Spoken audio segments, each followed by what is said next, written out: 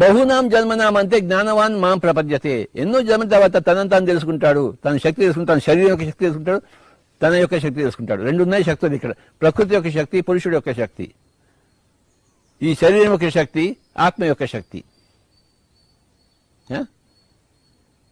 My dear friends, ఈ శరీరం యొక్క శక్తి, ఈ ఆత్మ యొక్క శక్తి రెండు తెలుసుకోకపోతే పాపమే కదా. ఉన్నదాన్ని సరిగా ఉపయోగించుకోకపోతే పాపమే కదా.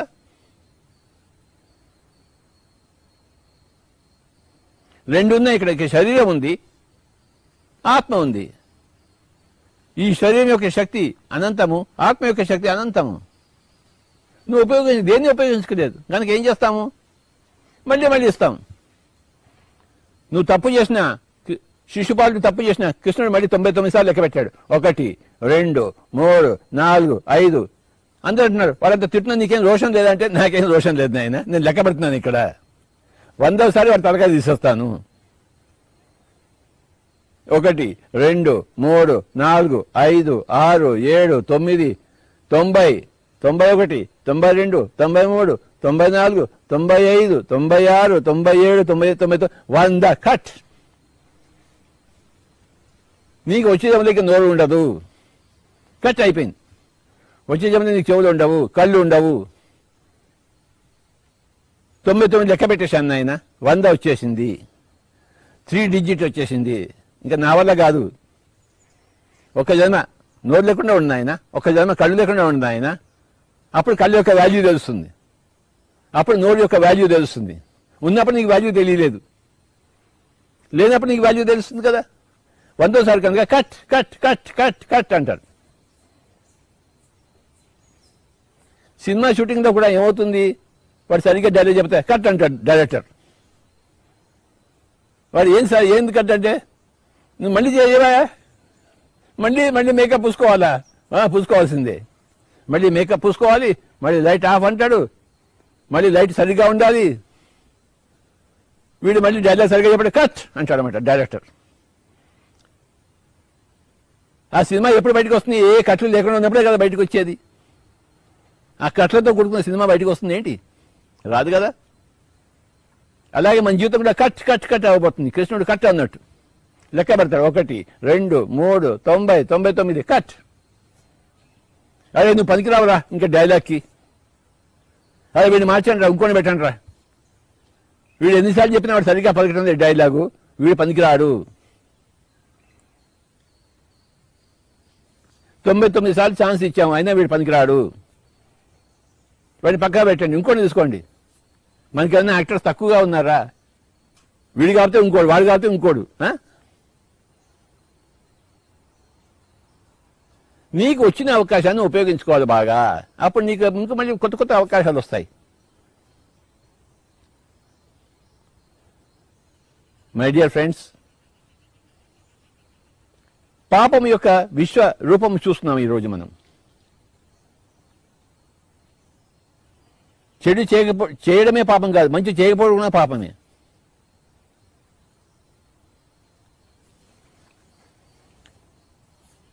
శక్తుల్ని దురుపయోగించడం పాపమే కాదు, శక్తుల్ని ఉపయోగించుకోకపోవడం కూడా పాపమే. మనం అందరం పాపలమే అన్నాడు యేసు ప్రభు. నాకు ఇప్పుడు నేను చెప్తున్న కాన్సెప్ట్ అర్థమైందో నాకు కూడా అర్థం కాదు జీసస్ స్టేట్మెంట్, ఎలా పాపలం అని చెప్పేసి. కానీ ఎప్పుడైతే నాకు ఇప్పుడు నేను చెప్తున్న కాన్సెప్ట్ నాకు అర్థమైందో, ఏ రోజున అర్థమైందో, ఆ రోజు నాకు ఆ జీసస్ చెప్పిన మాటలు అర్థమయ్యాయి. అవును నిజమే, మనం పాపలమే అని చెప్పేసి. ఏదో ఒక కోణంలో మనం అంతా పాపలమే, తప్పేమీ లేదు అందులో. కానీ పాపలను గుర్తుంచుకోవాలి మనం.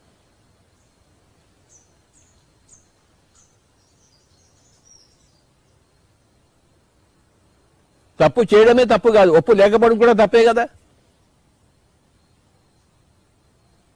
చెడు చేయడమే చేయడం కాదు, మంచి చేయకపోవడం కూడా చెడే కదా.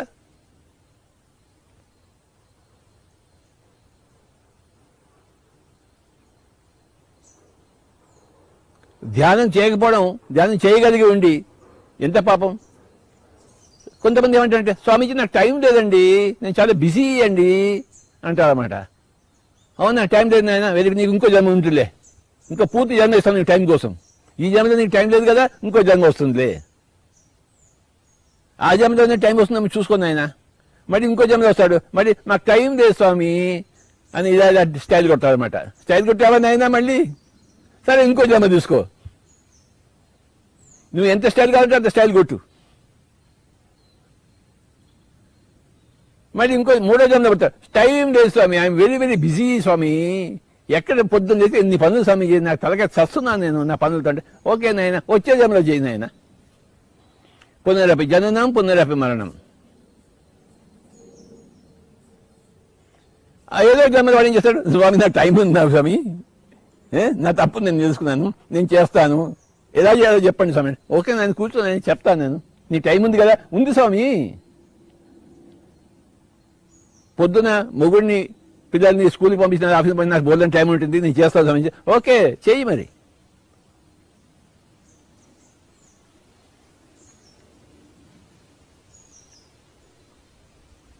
నీకు ఇచ్చిన సమయాన్ని నువ్వు వినియోగించకపోతే పాపమే కదా.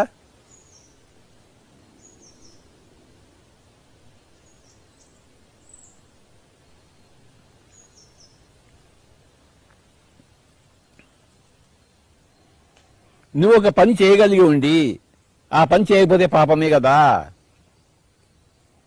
మీ గొంతు ఉంది కదా, ఉంది స్వామి, మా సంగీతం ఎందుకు లేదు, అంత పెద్ద నాకు ఇంట్రెస్ట్ లేదు స్వామి. ఓకే ఇంట్రెస్ట్ వచ్చేంత వరకు నీకు మళ్ళీ గొంతులు ఇస్తూనే ఉంటాను ఆయన ప్రతి జన్మలోను.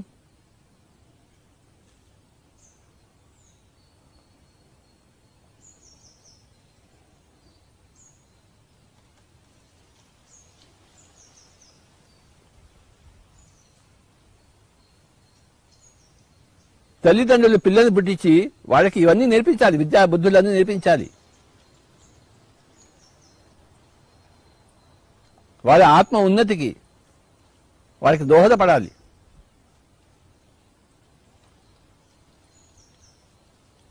తల్లిదండ్రులు తమ పిల్లల్ని ఎంతైనా అభివృద్ధి చేయొచ్చు కదా, ఎందుకు చేయటం లేదు?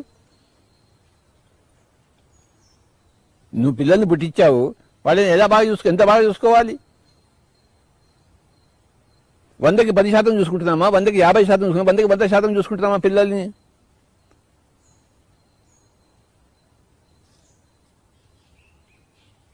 పుట్టించిన వాడు బాగా చూసుకోవాలి కదా. చూసుకుంటున్నావా? లేదు. ఓకే మళ్ళీ పిల్లల్ని పుట్టించు, మళ్ళీ పిల్లల్ని పుట్టిస్తూనే ఉండు నువ్వు బాగా చూసుకునేంత వరకు. పునరపి జననం పునరపి మరణం.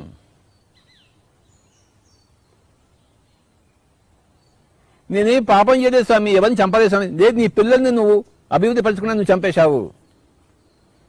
వాళ్ళని పుట్టించావు, వాడిని సరిగ్గా చూసుకోలేదు నువ్వు. నీ క్లబ్బుల్లో నువ్వు తిరుగుతున్నావు, నీ పిల్లల్ని చూసుకోలేదు నువ్వు. నా పాపం కాదా?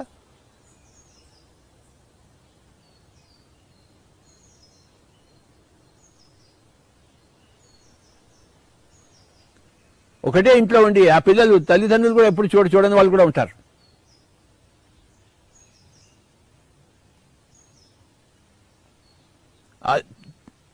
తల్లిదండ్రుల దగ్గర ఉంటూ తల్లిదండ్రులను చూడని వాళ్ళు, తల్లిదండ్రులు పెరగని వాళ్ళు ఉంటారు.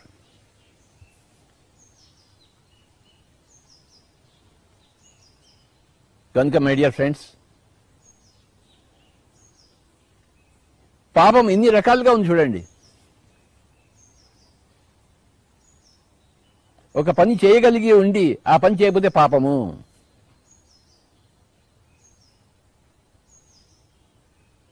What ever you do against your better knowledge is sin for you. నీకు అది చేయాలని తెలుసు, అది చేయకపోతే పాపమే కదా.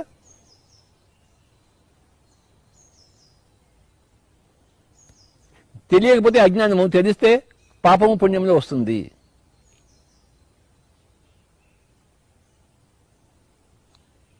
నీకు తెలియకపోతే తెలియలేకపోవడం కూడా పాపమే, ఎందుకంటే నువ్వు సమయాన్ని ఉపయోగించుకోలేదు. నువ్వు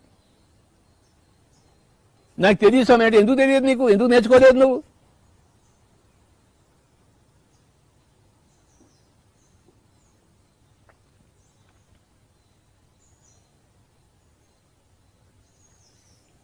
ఎందుకు సమయాన్ని వృధా చేసావు?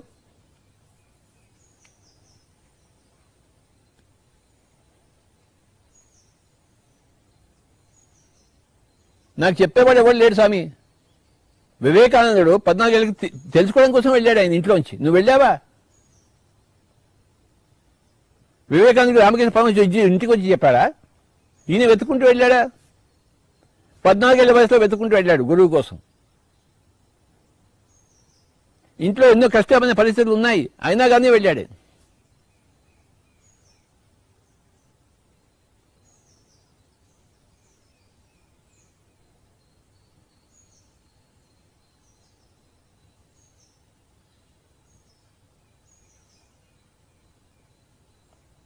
నువ్వు కూడా వెతుక్కుంటూ వెళ్ళాలి కదా, మరి నువ్వెందుకు వెతుక్కుంటూ వెళ్ళలేదు? ఊరికే వివేకానంద ఫోటో పెట్టుకున్నావు ఇంట్లో.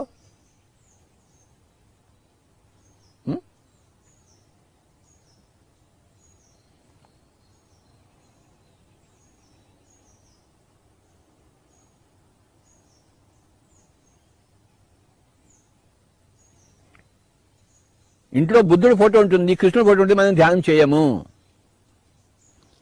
గాంధీజీ ఫోటో ఉంటుంది, మనం ఆ విధంగా వ్యవహరించము. ఎందుకు ఆ ఫోటోలన్నీ?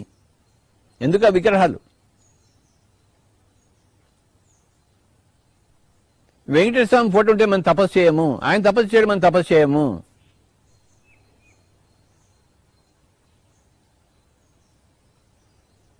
తిరుపతి పోయి గుండు కొట్టుకు వస్తుంది సరిపోతుంది అనుకుంటాము.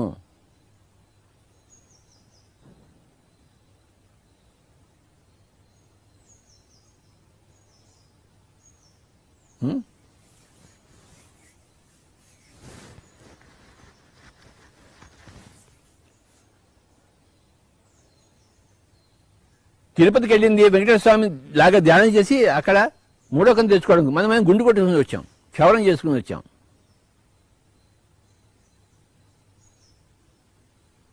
అందుకోసం ఉన్న తిరుపతి, అందుకోసం ఉన్నాడు వెంకటేశ్వర స్వామి. ఎందుకోసం ఉన్నాడు?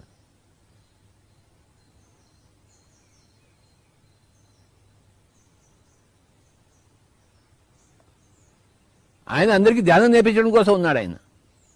ఎందుకంటే ఆయన ధ్యానం చేస్తున్నవాడు, ఇంకా ఉన్నాడు అక్కడ ధ్యానం చేస్తూ 1500 సంవత్సరాల నుంచి. నాలాగా మీరు కూడా కంటిని ఆయన అన్నాడు. అది పోయి మనం ఇంత హుండీలో డబ్బులు వేసి 10 రూపాయలు వేస్తే నా 100 రూపాయలు రావాలని కోరుకుని, 100 రూపాయలు వేస్తే 1000 రూపాయలు కావాలని కోరుకుని ఈ జుట్టుని ఇచ్చేసి వెంకటరమణ గోవింద గోవింద. అయ్యా బాబా,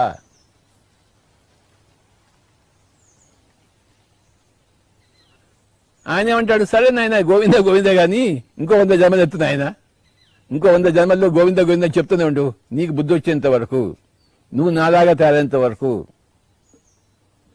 ఇంకో 100 జన్మలు ఎత్తున ఆయన హాయిగా వరం ఇస్తాడనమాట. వీడు ఇంకా ఎగురుకుంటూ నాకు ఇంకా 100 జన్మలు ఉన్నారా అని చెప్పేసి. రామచంద్ర